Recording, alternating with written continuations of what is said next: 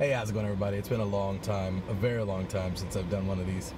But, I like to do these little videos to be as authentic and real and raw as possible. And I put them on my YouTube channel because in case someone, really wants to listen, you almost have to search these out a little bit. I don't necessarily post these very much on, Facebook or that sort of thing. But for those of you who are subscribing, I just gotta say,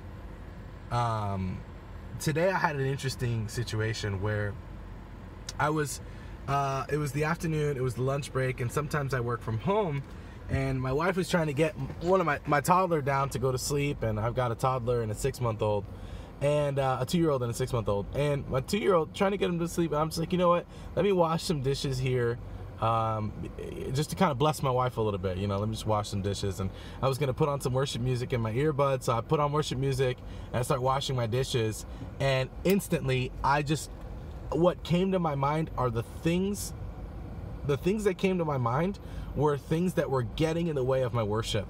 And I have not been historically very good at tithing, offering. I have not done the money worship very well, where I worship God with my money. I have not done that compartment of my life historically very well. I've actually done pretty poorly in that area most of my life, and it's so interesting how most of our marriage we've actually struggled with finances. So I'm sure there's a correlation, but today I was like, I can't let myself relax and enjoy worship and offer a song to God if I know I have untithed dollars. Like, I've got dollars sitting in the account that don't belong to me, and they're sitting there and they belong to the Lord. So then I'm like, while the music is going in my ears, I get on my laptop and I just start to frantically type through to press send and give money to my church. And then after that, the next thing that flashes across my mind is the fact that I've got I had a recent falling out with someone, a loved one, that just kind of things didn't work out so well. And I already apologized once, but I was like, man, let me just go and apologize again and reach back out to this person. And, Jesus, the verse flashed across my mind.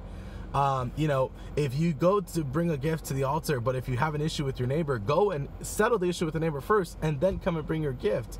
And I just kept thinking to myself, like, man, I need to get this other thing written off the list. Like, before I can offer that vertical worship, before I can offer that authentic song, there's some weights I need to just unhook myself of.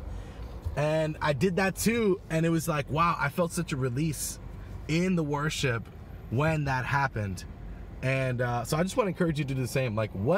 If you're going to worship right now, and if you're trying to have an encounter with the Lord, and you feel like, oh, there's some things you got to get done first, go and quickly do them. Address them. Don't let condemnation, shame, or fear hold you back from getting done what needs to get done. God's not mad at you. You don't be mad at you. Hurry up, get it done, get it addressed, and then offer that vertical worship that you love to give and He loves to receive.